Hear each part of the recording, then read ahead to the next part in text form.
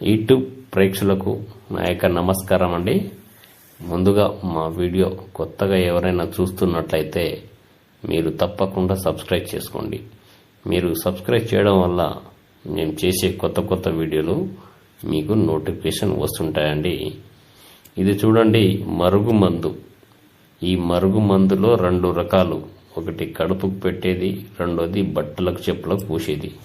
ఇది చూడండి, మొదటిది కడుపుకు పెట్టేది. ఇది మనం తినే తాగే దాంట్లో పెట్టాలి.